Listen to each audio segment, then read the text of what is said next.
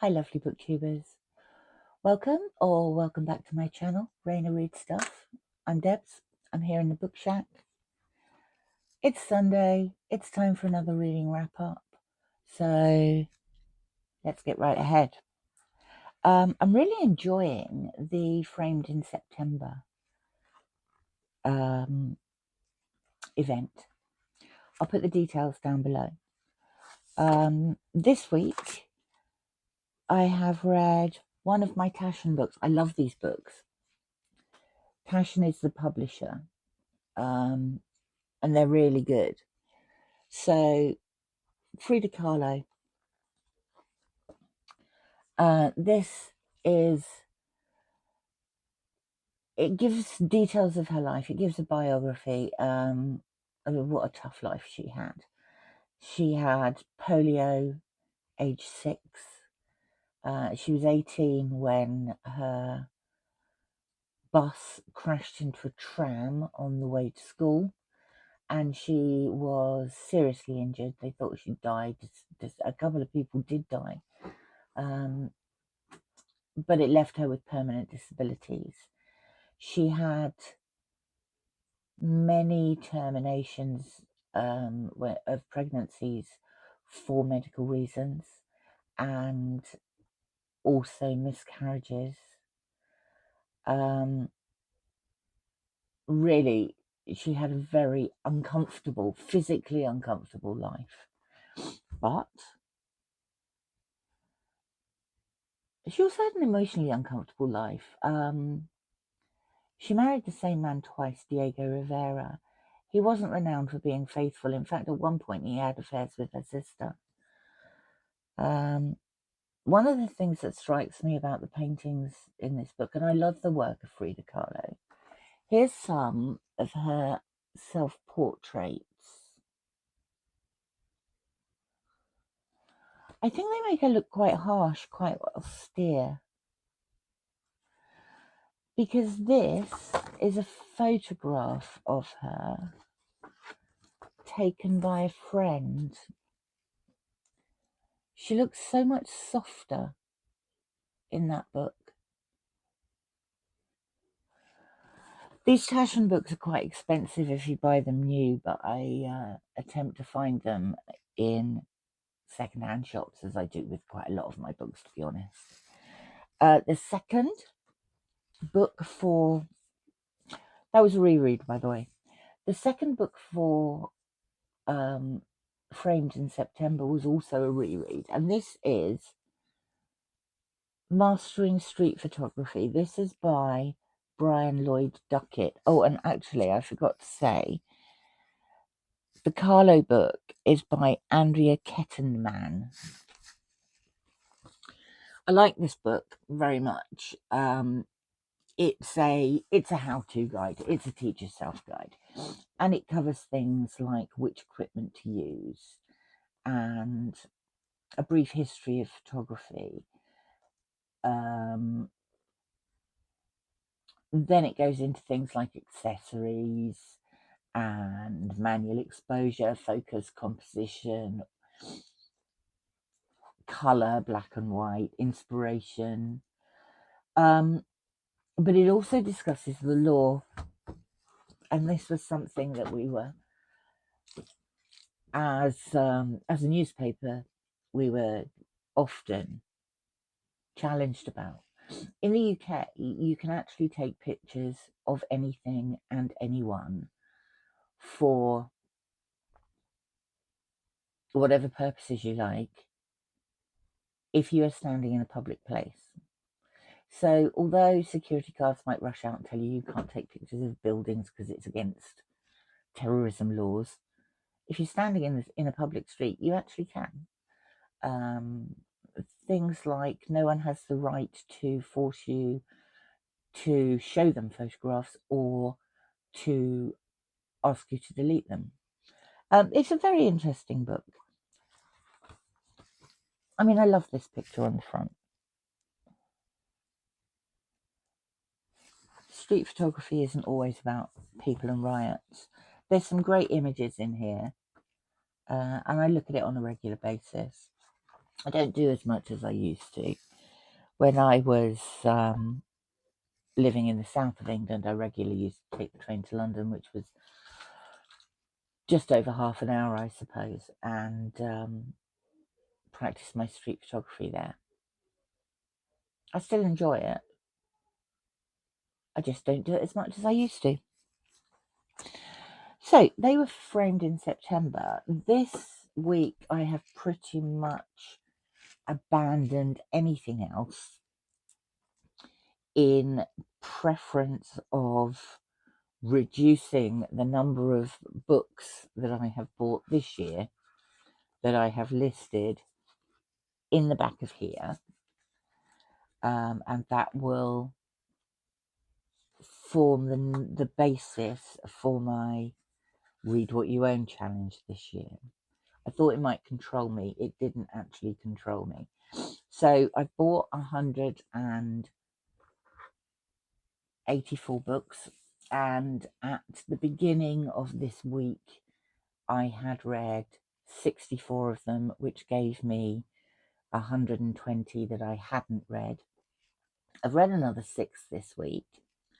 Some of these would count for Shorty September, others wouldn't.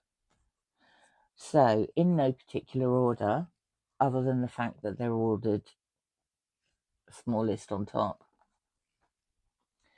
First up is Alan Bennett, and this is The Uncommon Reader. Alan Bennett is a playwright, but this isn't a play. And I recently also read The Lady in the Van, which he also didn't write as a play. This is about Her Majesty Queen Elizabeth II, who's taking the corgis for a walk at Buckingham Palace one day when she comes round the corner and finds a mobile library van. It's open. There's a librarian in there and one other person. She goes in to find out what it's all about. And the librarian recommends a book. And the lad who's in there, who it turns out works in the kitchens, is also selecting books, and they have a bit of a chat. And the Queen decides she's going to read this book. She obviously can read. She is educated, well educated, but she hasn't taken any time for reading. So she starts reading this book and is drawn into it, goes back to the library and takes out another book. It's there every Wednesday. Meets the same young lad from the kitchen staff. They get talking about books. And Her Majesty begins to read more. She takes it up as a hobby, much to the consternation of her staff, particularly her senior staff, who find it a very great inconvenience. She suddenly starts becoming late for the car that's waiting outside for her. On the way to the state opening of Parliament, she was reading a book as well as waving to the crowds. She stuffed the book behind a cushion in the royal coach. By the time she came back, the book had gone, and the security services had found it, taken it, and blown it up because they thought it might be a bomb. It's very amusing. It charts her journey, her reading journey, that she feels she started too late in life and has a lot to catch up on. And then it progresses to her writing notes, which turns into more things for her, more explorations of her life. It's great fun. It's very well written. I thoroughly enjoyed it. And it's got a nice ending. Second up, I finally got around to reading these. The Theban Plays by Sophocles. I've got a box of little black classics, Penguin little black classics. I think there might be 80 of them in there. I'm not sure. Excuse me, I'm going to cough, so I'm just going to take a drink.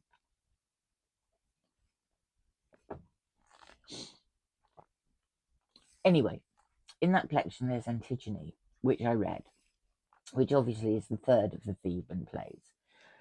So I managed to find the complete ones, and I read both King Oedipus and Oedipus at Colonus. This was a translation by E.F. Watling, and it was published, this edition was published in 1947. I really like the story. It's quite clever and twisted, and I think this was a reasonable translation. I enjoyed both of them.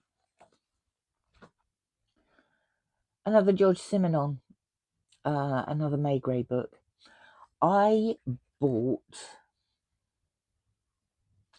I want to say 9 of these. I think 7 of them have these covers here. And then I found another couple. This one was originally published in 1932. And this edition,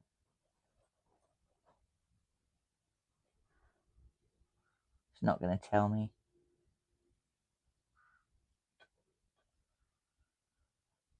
No, it doesn't tell me. Anyway, Maigret and the Tavern by the Seine. Maigret goes to tell a convicted felon that his appeal against the death sentence has been denied and he's going to be executed the following morning. He stays for a brief chat because actually he quite likes this guy, and he also knows that he wasn't the ringleader of the gang that was arrested. And this felon tells Maigret about an unreported murder that he witnessed along with another man several years beforehand. He gives the name of a tavern that Maigret has never heard of. Later, and we're talking months later, after the guy's been executed, Maigret hears the name again of this tavern and ends up going to visit it and becomes involved with the group of people who frequent it. And then someone dies. And Maigret, who has befriended some of these people, is in a perfect position to attempt to solve the case. Here's someone else I bought loads of. I bought a job lot of the, I say a job lot, I bought a load from that I found in charity shops over the past few months, partly for Gin on the Range, and also I thought they could come in useful for Garb August. So, Louis L'Amour, Shalako. Note at the top it says Louis L'Amour's Lost Treasures. I quite enjoyed this. I quite liked the plot. A group of European nobility and their staff and a couple of hired guns, cowhands and people from the West, want to go shooting buffalo. So they've gone out to the west of the United States with the intention of shooting buffalo. But many of the menfolk are former army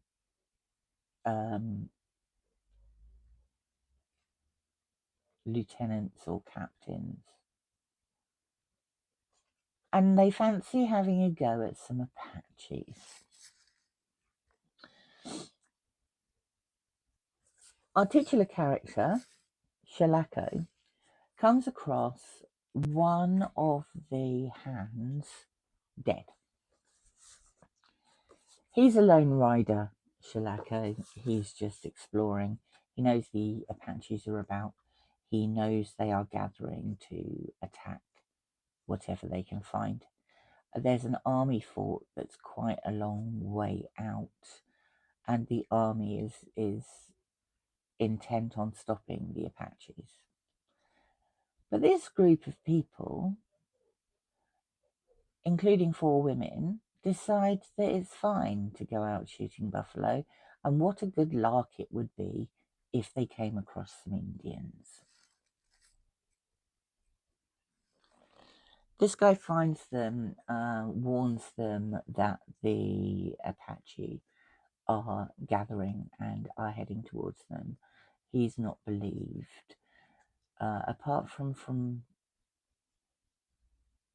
some of the hands who decide to rob their European employers and take off with one of the wagons. Shalako goes on his way with a horse that he has borrowed from one of the women who doesn't want her best horse to be killed and eaten by Apaches. He comes back and helps rescue them, or tries to help rescue them. There's a cat and mouse game. The hands have gone off but are attacked. I didn't get the same vibe from this book. I don't know how much of it was written by Louis L'Amour and how much was put together from notes of his estate. I've got a couple of these lost treasures where the notes at the back say they've been released by L'Amour's son.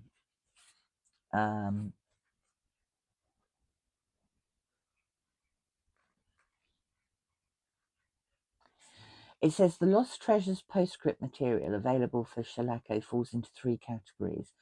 Louis' inspiration for certain aspects of the story, a controversy over its premise that cropped up more than once, and the dramatic story of getting the movie made. I've not seen the movie.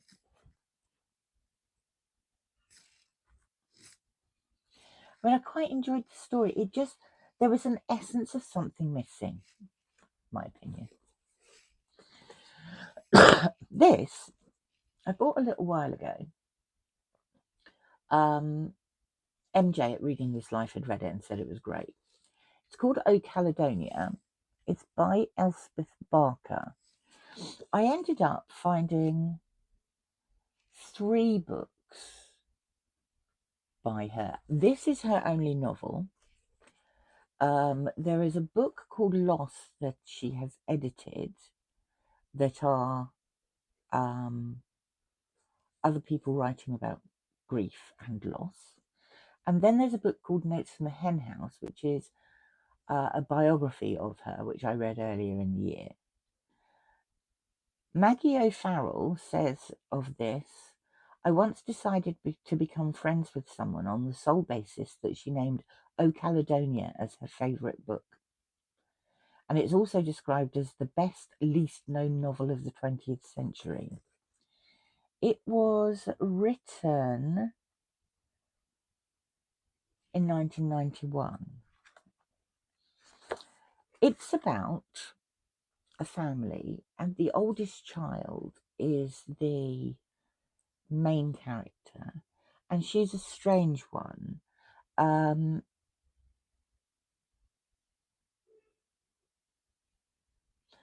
She feels like a misfit in her family.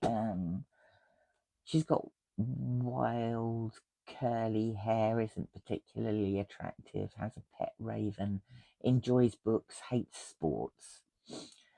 Her next sibling, she's the oldest in the family, her next sibling is her brother.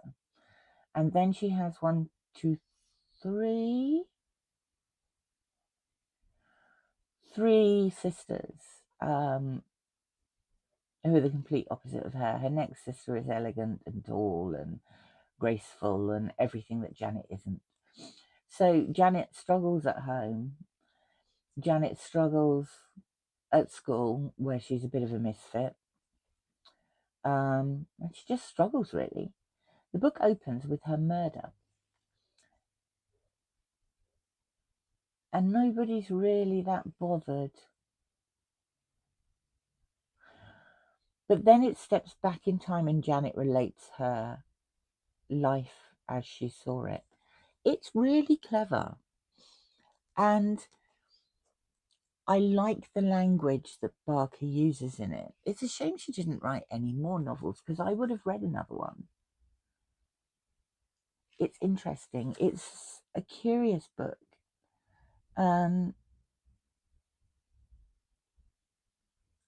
She feels perpetually misunderstood and resents everybody for it. But it's not a dismal, oh, everybody hates me book. It's better than that, much better than that. Give it a look. Finally this week, the fourth Thursday Murder Club story. Richard Osman's The Last Devil to Die. I love this series. It's fun. I like the characters. And if you don't know it, the Thursday Murder Club is a club in a retirement home led by Elisabeth, who is a former spy, and Ron is a former trade unionist. Joyce is a former nurse, and Ibrahim is a former psychologist. The four of them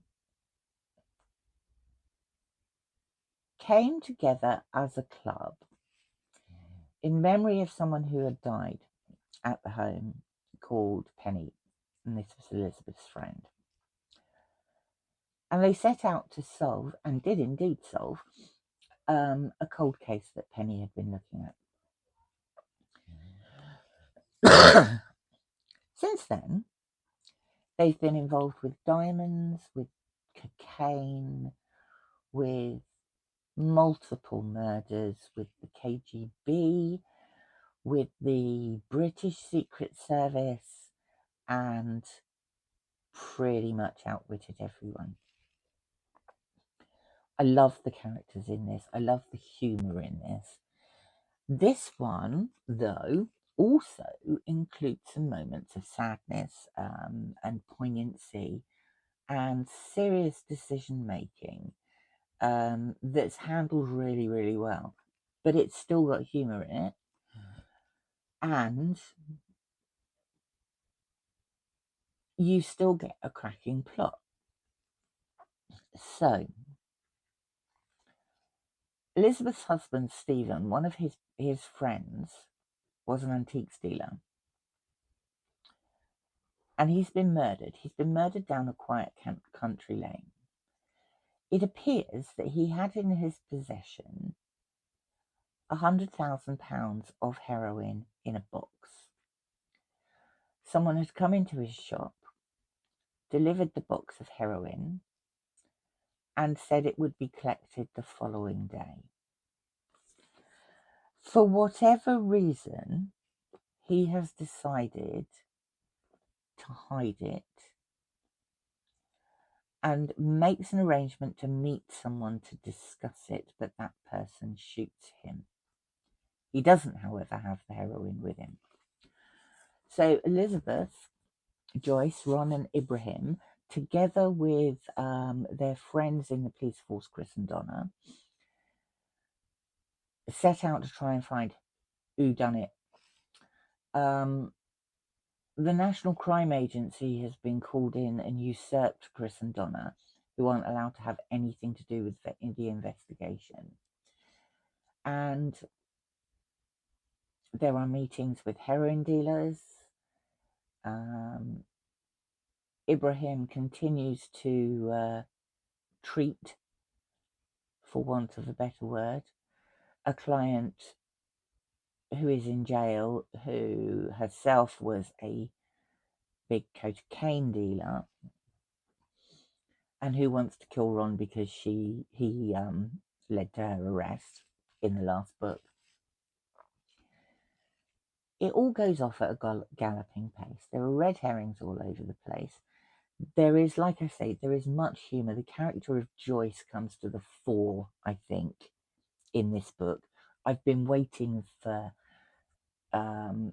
naive little Joyce to really show her mettle, and she does in this. It's great. You should read it. I'm now down to 114 books. The difference between the books I've bought and the books that I've bought that I've read.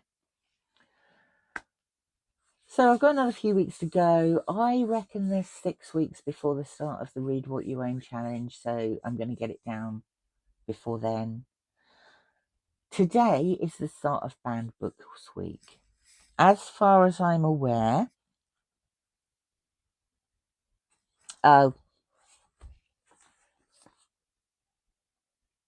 this was banned.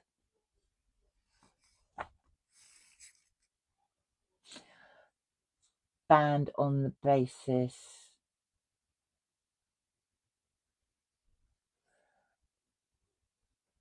that it centered on a corrupt government. I'm going to try and read some more banned books this week. I've got a couple that are banned or challenged that appear in the I've bought this year, why haven't I read it book. So that's my plans for next week. I shall also I shall be doing a preview of some suggestions for quarter 4 of Historathon, which starts in 8 days' time. Thank you for stopping by. I hope you've had a good reading week. I've really enjoyed those, and I've enjoyed the variety. Let me know what you've been reading, and I hope you have a good week. Thank you for stopping by. It's always an absolute delight to speak to you, and I hope you will join me again. Lovely to see you. Bye for now.